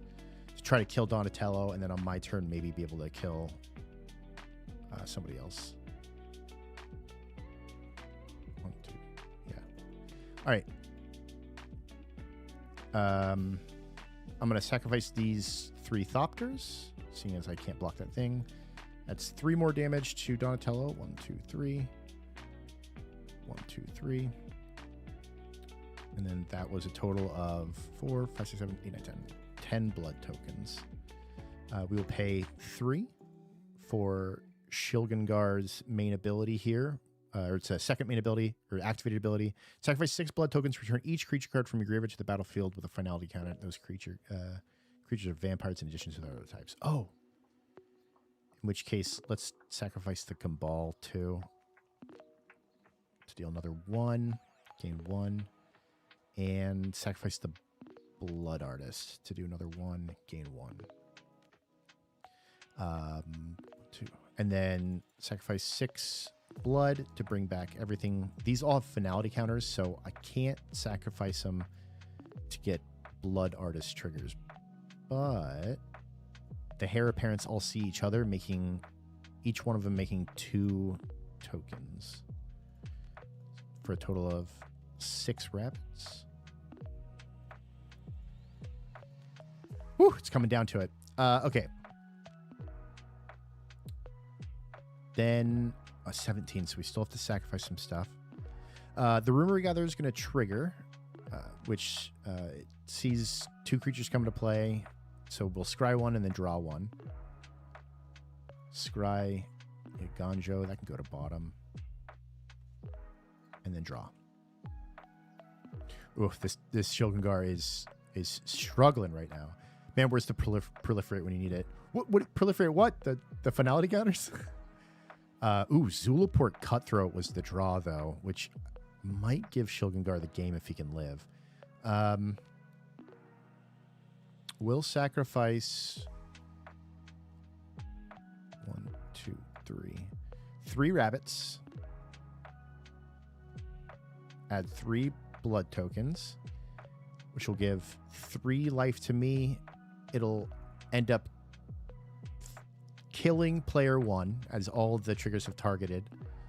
Bleh. No reactions, unfortunately. No way of doing anything. And then the other 2 triggers will be pointed at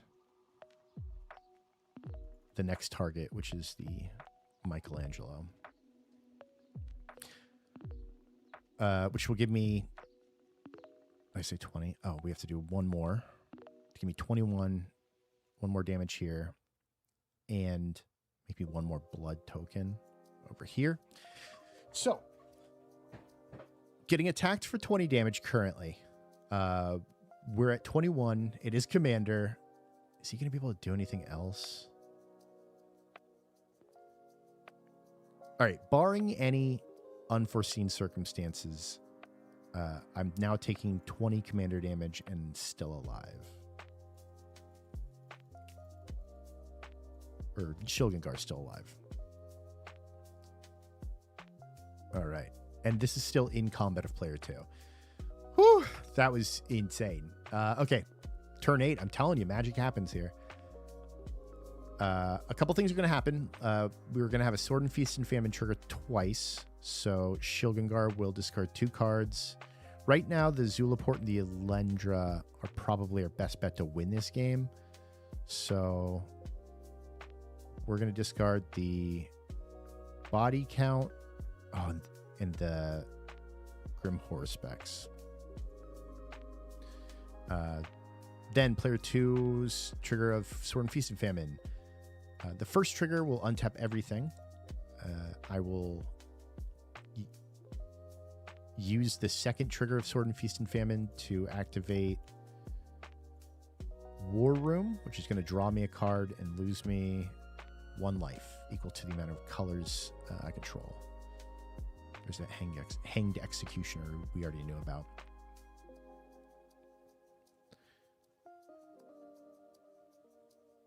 All right.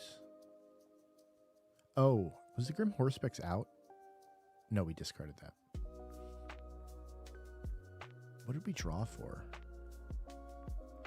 So confused. Oh wait, we didn't draw. We did the Rumor Gatherer, Zulaport Cutthroat. So we will have a Trouble in Pairs trigger at the end of this turn. Okay.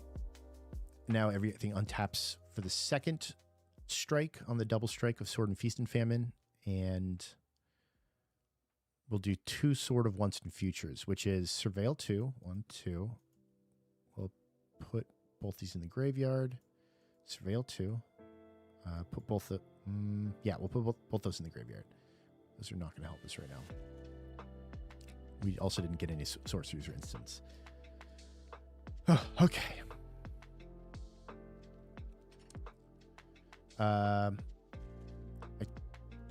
We can Hanged Executioner now and exile something.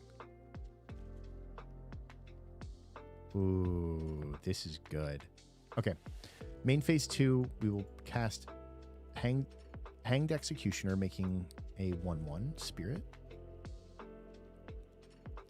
Then tap 4 to exile the Hanged Executioner and exile target creature, which has to be something on this guy's board. I think it's going to be... If it's the Shilgengar, he'll have to cast 2, 4, 6, 7. He won't have the mana to recast it next turn. Or he will have the mana to recast it next turn, but everything entered with a finality counter, and he won't have... Oh, yeah, it's got to be the Shilgengar, right? Wow, player 2 actually might have found some answers here. Okay, so we will exile the Shilgengar. Is there finality counters? There are, okay. This will just make sure we don't forget that all of these have finality counters and will be exiled if they die instead of go to the graveyard. Or they won't die, they'll be exiled.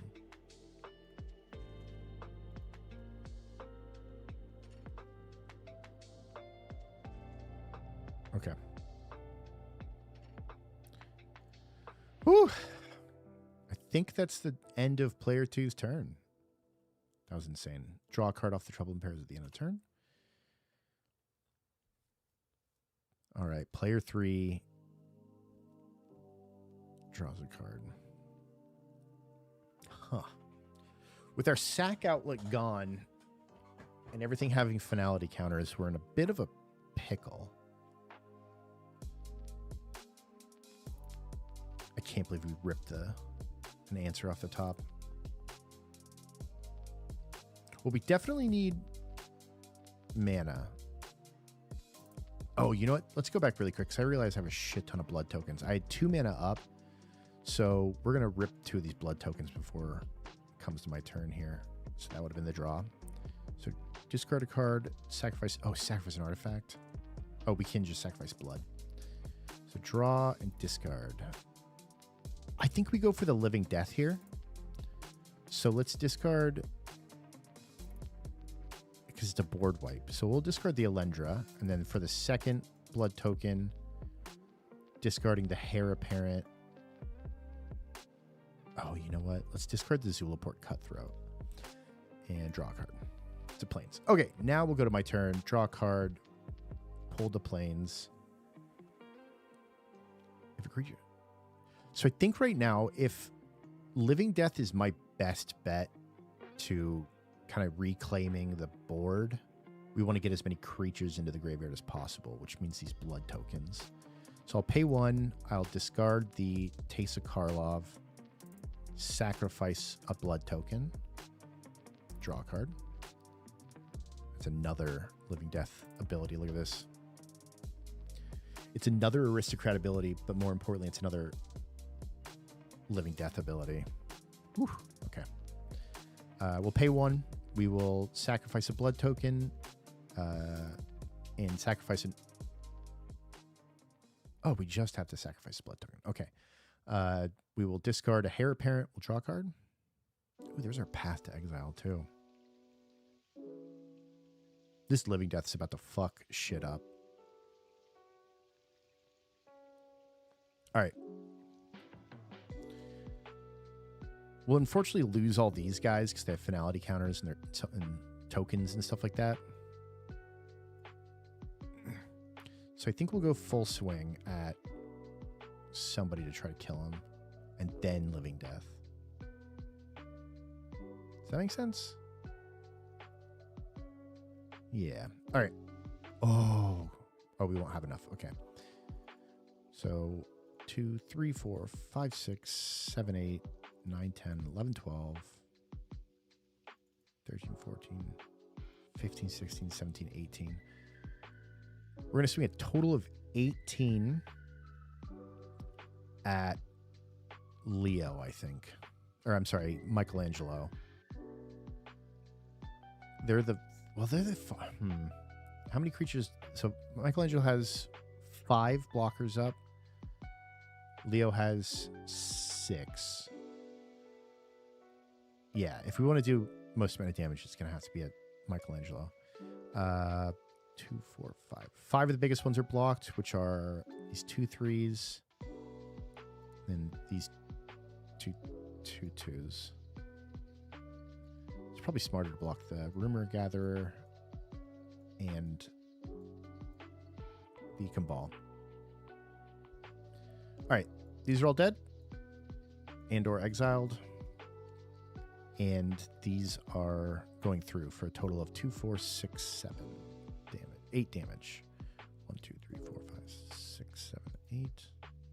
Is that right? Yeah. All right.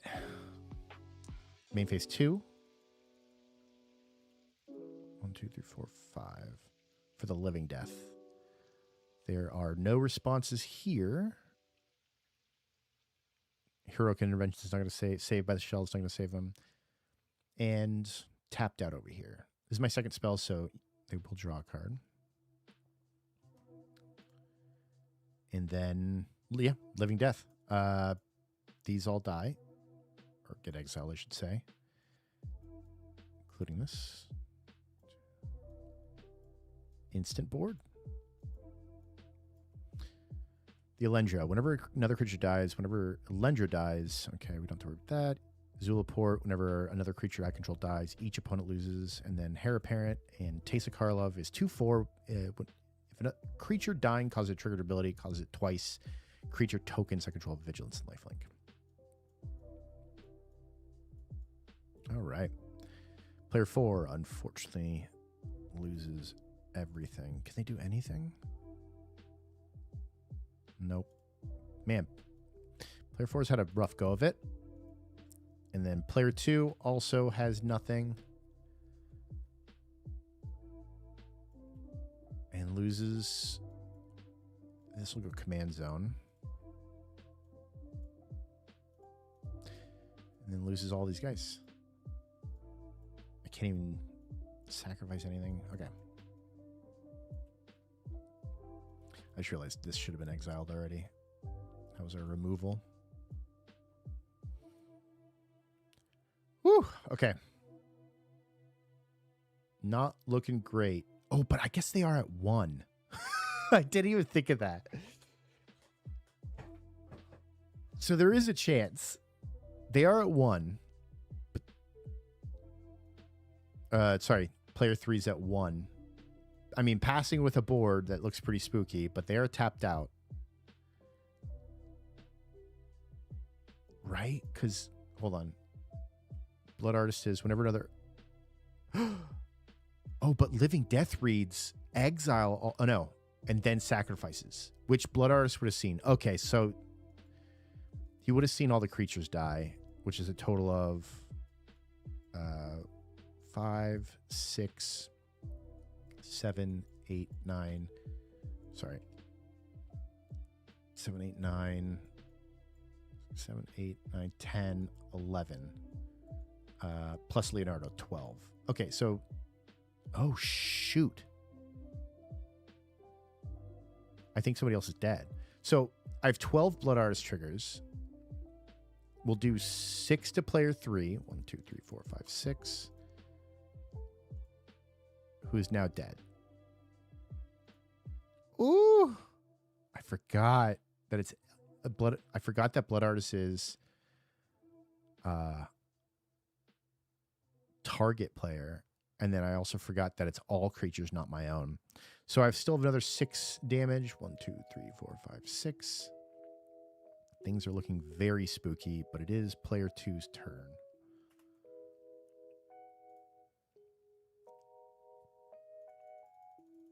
And it just needs to find 13 damage. What if they have a board wiped out? Oh, that's right now. That's what player 2 needs. Is the board wipe. Because what just happened was a Living Death, which is a board wipe, but also gets creatures back from the graveyard, which nobody had any. Oh, actually, I lied. The Living Death would have brought back the Selfless Spirit. Is that enough to do it? Cast a Castle Ardenvale.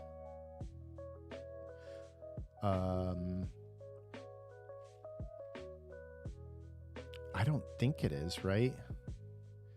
Okay, what if we equip Selfless with everything? It's 2, 4, 5, 6, 7. That'd be 7 unblockable in the air. It's not quite enough. It's kind of the only plan, though, huh? There's also a world where we endless foot assault. 3, 4, 5, 6. We can get 3. Oh no, it would only make 3 ninjas. That's not great. Oops. I think the only way we do this is get the Selfless Spirit equipped with everything, attack with a big Selfless Spirit. Was it 2, 4, 5, 6, 7? A 7 in the air. And man, but everything he has is going to...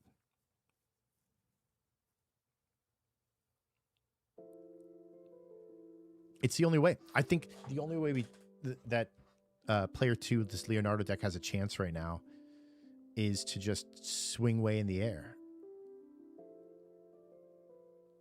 Yeah, we'll just load it up. Sword of Once and Future, that's prop blue-black. Sword of Feast and Famine, that's black-green. None of these colors help. Skull Clamp. Do we attach the Silver Shroud? I don't think so. He doesn't have a flyer. Man, I really think it's over.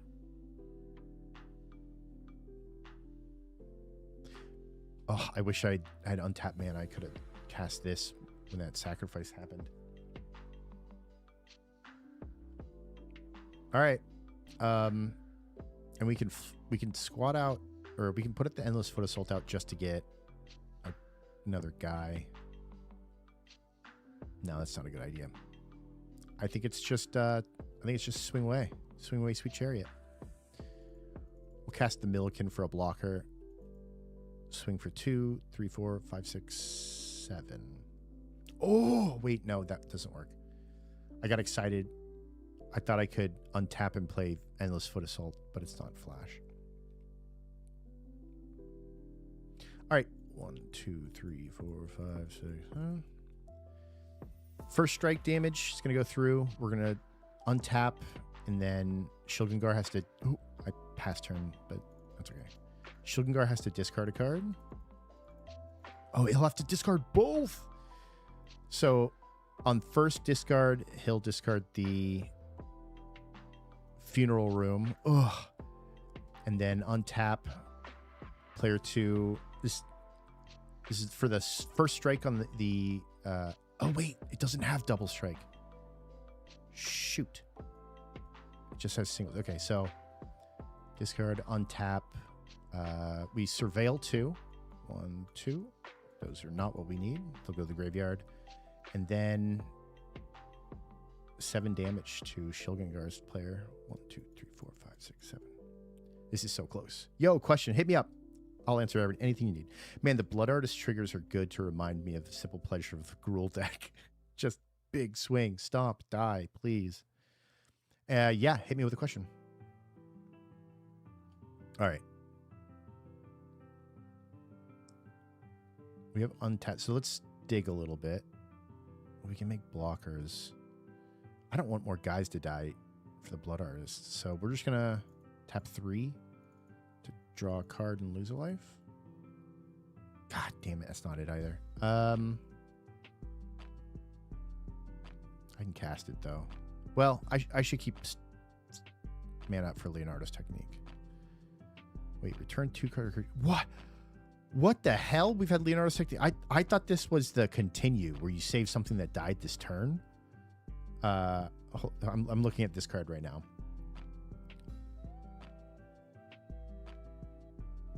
I'm so stupid. Okay. Instead of drawing the card and taking the damage from War Leaders, I think we're gonna Leonardo's Technique, which we could have snuck out, right? Sneak is if something's dealt damage this turn. Hold on, let's look at Sneak really quick. Sneak.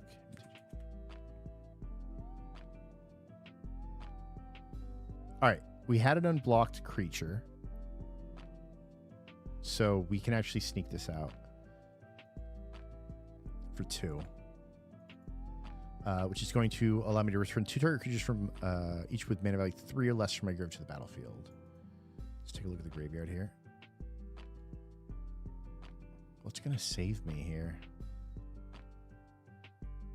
Maybe some card draw, maybe some blockers. So we'll move Wall of Omens and Spirited Companion to the battlefield. Oh, it didn't do the Spirited. Hold on. All right, 2 ETBs. So we'll draw 2 cards. No. Okay. We'll pass with a Hope and a Prayer.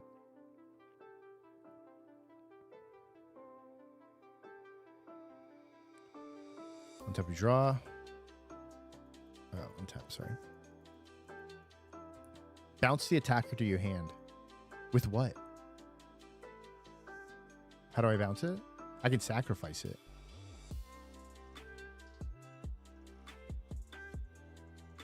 Looking around for a bounce. All right, I think Shungar's only chance is to try to go for a win. 19 damage.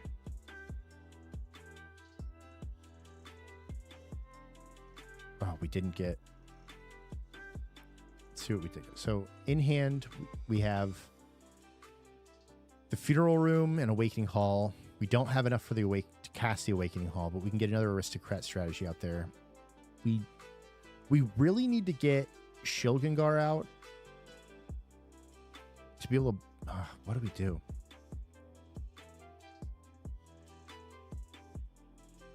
Oh, bounce the attacker. Thank you. Okay, that's what you're saying. Which could have been recast then, right? So bounce the attacker, which was the Selfless Spirit, and then now we can recast it, right? As a new blocker. Thank you. That's amazing. Good call. Oh, wait, does it... On Sneak, does it connect? Hold on. I might not be reading Sneak right. I wish it said what Sneak did on the frickin' card. Bounce an unblocked attacker to your hand in order to cast... Okay, so we would have had to hard cast Sneak. Because we really needed the damage to go through. That's where it's worse. It's not just a unblock then get it. So okay, so we'll tap 2 more to be able to cast this without having to cast its Sneak cost, and then everything I think looks good now. Thank you so much. Good catch. Very good catch.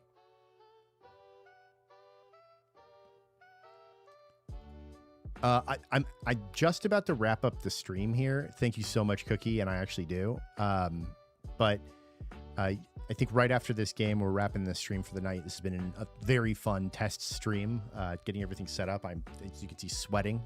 Need some. My voice is actually going, so I've been talking for like 3 hours straight. So definitely catch me on the next one, for sure. All right.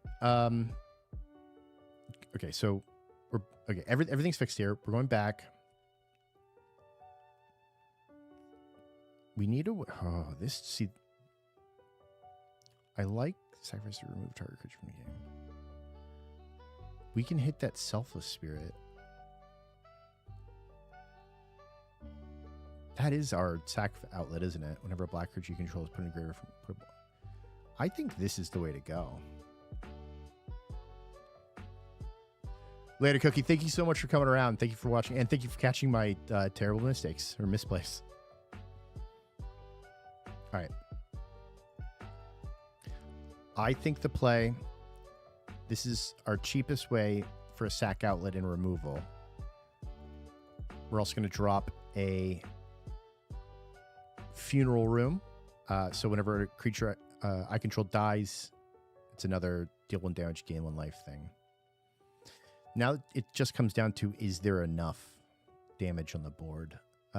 We can sacrifice Glenelendra. That'll make us with 3. So if we sack Glenelendra, Heir Apparent, and Teysa to remove something, That'll be 2 black creatures as well, making us 2 guys. So total of 6 loss of life. An extra guy. What is this? I think we have to have it, right? Okay, so we're going to sacrifice to Teysa. Oh, she can sacrifice herself. All right, that'll be the way. We're going to sacrifice Heir Apparent, Glenalendra, and the Teysa to herself. Sacrifice 3 white creatures, remove target creature from the game. But she also has the whenever another black creature. Okay, so it has to be. She can still sack herself. She just won't see herself. I'll sack 3. That means player 2 loses 3 from the Blood Artist, 3 from the Zulaport Cutthroat, and 3 from the Funeral Room. The Teysa will see the Alendra die and make 1 spirit. The Alendra will die and make 1 whenever another creature dies. Okay, so Glenalendra will actually see the Heir Apparent and the Teysa die, getting +1/+1 counters. Unless they should all see each other die. Get throat coat tea. It helps long. That's not a bad idea. I don't know why I don't drink enough tea. It also would keep me awake. Throat coat tea. Thank you so much. That's really good. I'm actually dead ass gonna write that down. I'm just gonna put it on my phone. Let's see. Is it on Amazon? Throat coat tea. Not to be mixed up with throat goat tea. That is something different entirely. Perfect. $17. Thank you. Great idea. Okay, back to it. I'm doing so much math. I should probably pay attention. God, I wish I had another white creature. Okay, so the Teysa will die. The Alendra sees 2 creatures die, gets +2/+2 counters on it. It dies and makes 3 vampires.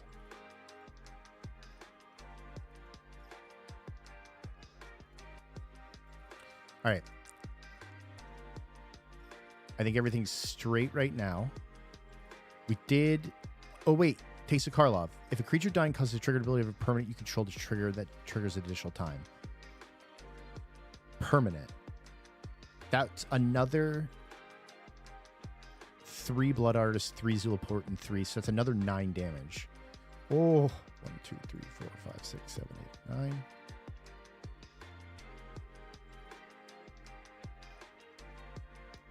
Okay, where's the 1 damage coming from, though? Swing? Swing, right? Yeah. Oh, no, wait. Yeah, it's just a swing. The only thing is it can't swing are the Zulaport and the Teysa. And then player 2 has to block, but can't let anything die. Which is impossible. We almost have it. With the Wall of Omens, I can block the Teysa, but then if Milliken blocks the Zulaport, the Milliken dies and Blood Artist deals 1 damage. I think that's game. Yeah. There's nothing I could do. Whew. And that is the death of Leonardo, leaving the Shilgengar Heir Apparent deck the winner. Oh my. So you know what's funny about this too? This Shilgengar deck is a budget deck. There's no cards in here that at base price are over like $10. Most of them are under $5. But you just, when it comes to an aristocrat strategy, when you have a sack outlet in the graveyard like that literally can living death. It's insane. This Shilgengar deck goes so freaking hard. That was a crazy game. Very fun first playing with myself stream. I'll make it bracket 3 Yuna. Jeez. Thank you everybody for showing up. Hopefully that wasn't boring watching me play myself. These are all it's kind of a fun showcase of my decks and my play style. These are all my decks. You could get the deck lists on Moxfield / Wazzlebug, I think.